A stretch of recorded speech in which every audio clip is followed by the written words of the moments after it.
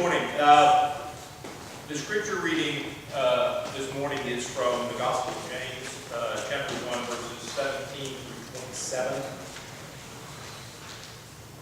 Ron would like you to hear it read from two different perspectives, so I will be reading a few verses at a time from the NRSV, the New Revised Standard Version. And then I'll be reading the same verses from the Message.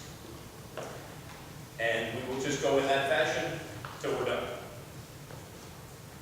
Every generous act of giving, with every perfect gift, is from above, coming down from the Father of lights, with whom there is no variation or shadow due to change. In fulfillment of his own purpose, he gave us birth by the word of truth, so that we would become a kind of first fruits of his creatures. Every desirable and beneficial gift comes out of heaven.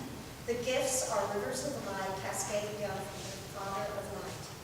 There's nothing deceitful in God, nothing two-faced, nothing fickle. He brought us to life using the true word, showing us off as a crown of all his creation. You must understand this, my beloved. Let everyone be quick to listen, slow to speak, slow to anger. For your anger does not produce God's righteousness. Therefore rid yourselves of all the sordidness and rank growth of wickedness, and welcome with meekness the implanted word that has the power to save your soul. Post this at all the intersections, dear friends. Lead with your ears, follow up with your tongue, and let anger straggle along in the rear. God's righteousness doesn't grow from human anger. So throw all spoiled virtue and cancerous evil in the garbage.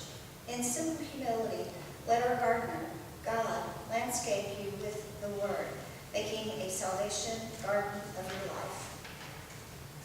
But be doers of the word, not merely hearers, who deceive themselves. For if any are hearers of the word and not doers, they are like those who look at themselves in a mirror. For they look at themselves and, on going away, immediately forget what they were like. Don't fool yourself into thinking that you are a listener when you are anything but, letting the word go in one ear and out the other. Act on what you hear. Those who hear and don't act are like those who glance in the mirror, walk away, and 2 minutes later have no idea who they are or what they look like. But those who look into the perfect law, the law of liberty, and persevere, being not hearers who forget, but doers who act, they will be blessed in their doing. But whoever catches a glimpse of the revealed counsel of God, the free life, even out of the corner of his eye, and stick with it, is no distraction, scatterbrain, but a man or a woman of action. That person will find delight and affirmation in the action. If any think they are religious, but do not bridle their tongues, but deceive their hearts, their religion is worthless. Religion that is pure and undefiled before God the Father is this: to care for orphans and widows in their distress, and to keep oneself unstained by the world. Anyone who sets himself up as religious by talking a good game is self-deceived. This kind of religion is hot air and only hot air. Real religion, the kind that passes muster before God the Father, is this: reach out to the homeless and loveless in their plight, and guard against corruption from the godless world. This is the word of God. God is still speaking. Thanks be to God. A wondrous God of love and grace, you are always there for us. And we know that you are the best listener.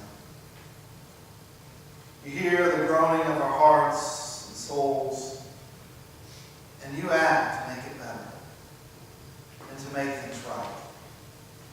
Help us, O Lord, to be quick to listen, slow to speak, and slow to anger. Bless the speaking, the hearing, and the living of your holy word. Amen. So James tells us to be quick to listen, slow to speak, and slow to anger. Because your anger does not produce God's righteousness. Later it says, if any think they are religious and do not bridle their tongues, but deceive their hearts, their religion is worthless.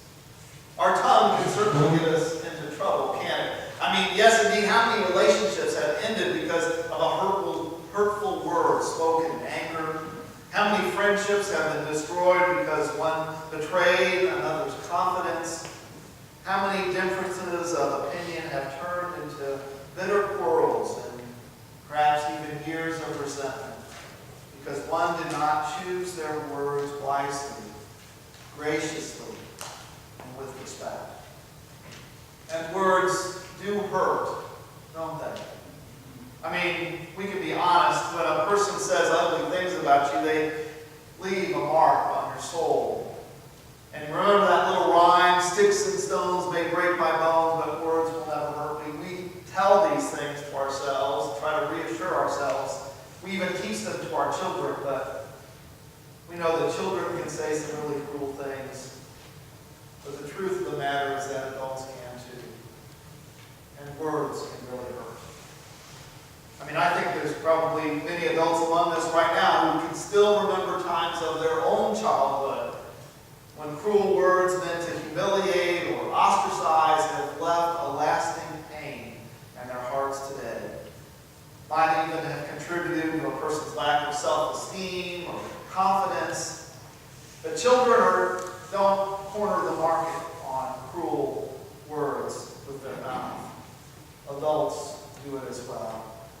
At least we can say children should know better, but adults, well, we really should know better.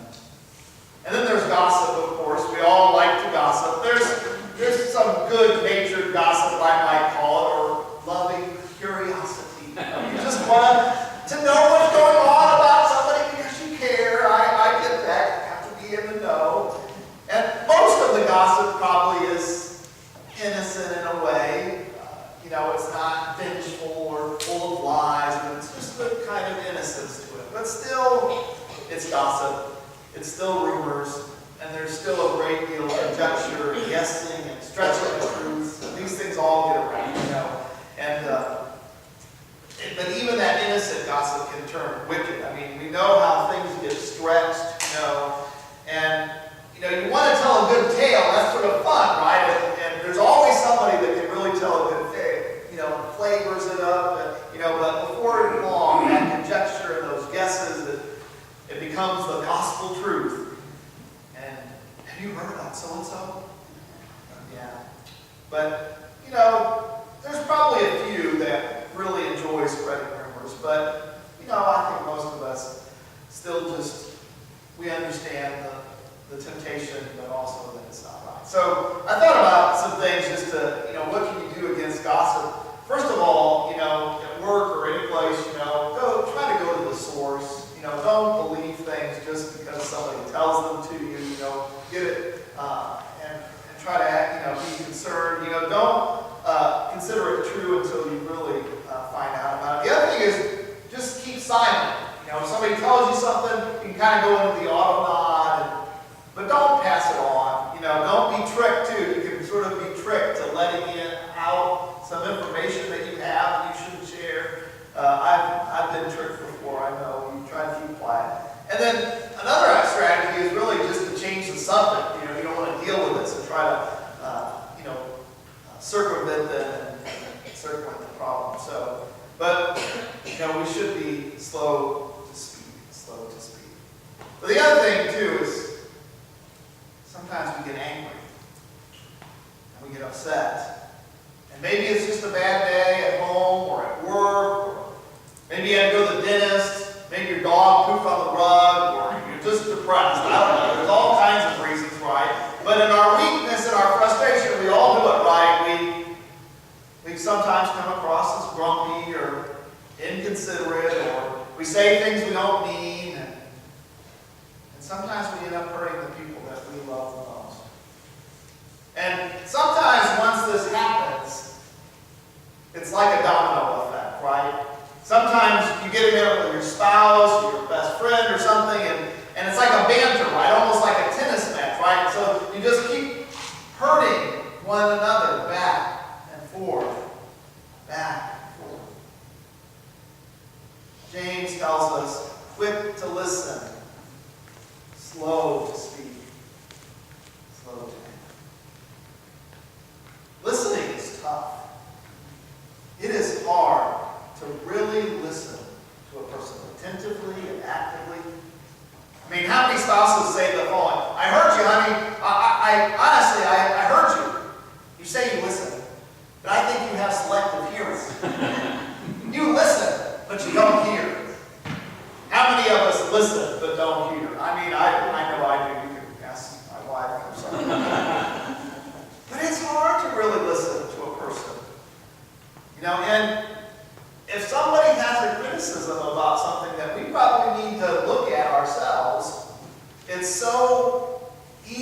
just give a witty retort, right? It's just easy to